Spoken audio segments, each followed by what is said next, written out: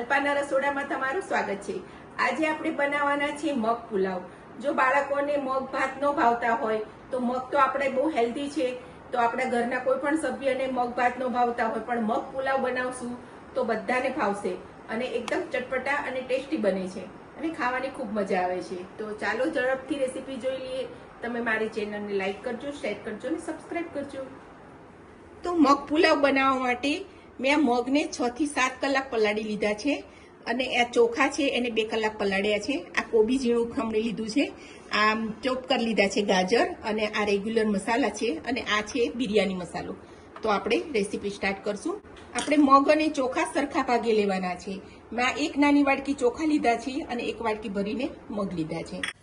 તો આપણે કુકરમાં પહેલા આપણે મગને એડ કરી દઈશું।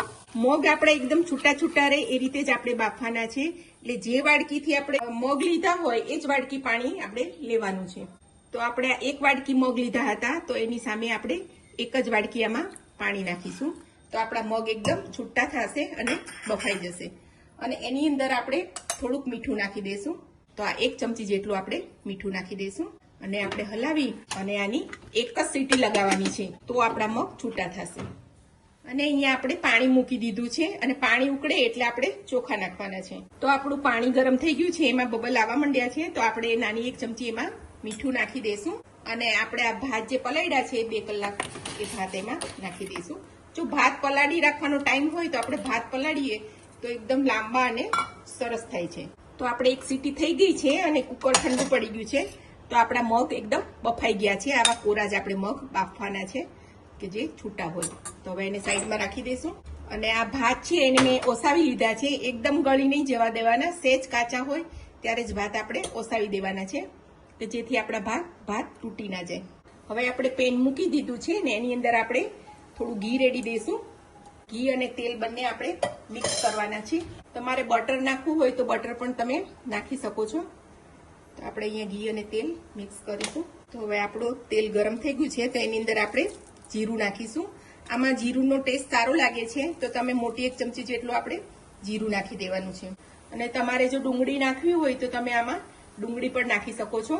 હું અહીંયા કોબી નાખું છું, ગાજર પણ એડ કરી દઈશું અને આપણે એને હલાવી થોડીક વાર ચડવા દઈશું।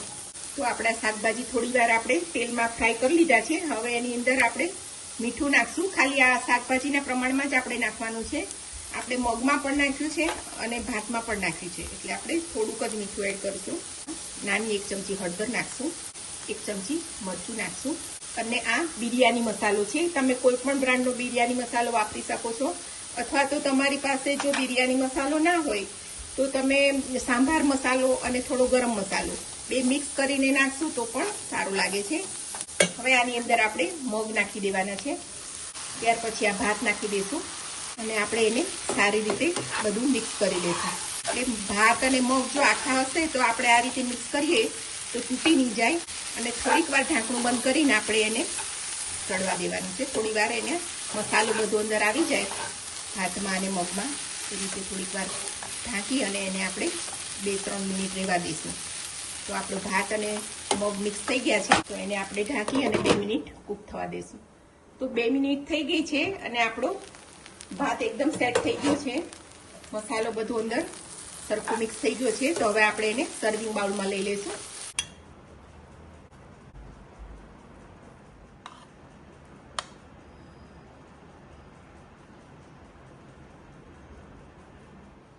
તો આપણા મગ પુલાવ રેડી થઈ ગયા છે। આ ખૂબ જ ટેસ્ટી છે, તમે ટિફિનમાં પણ લઈ જઈ શકો છો, બાળકોને પણ ટિફિનમાં આપી શકો છો અને મગ ભાત ન ભાવતા હોય તો પણ આ મગ પુલાવ ખૂબ જ ભાવે છે અને મગ આપણા સ્વાસ્થ્ય માટે ખૂબ હેલ્ધી છે। તો આ પુલાવ તમે જરૂરથી ટ્રાય કરજો। મારી ચેનલને સબસ્ક્રાઇબ કરજો, લાઈક કરજો અને શેર કરજો।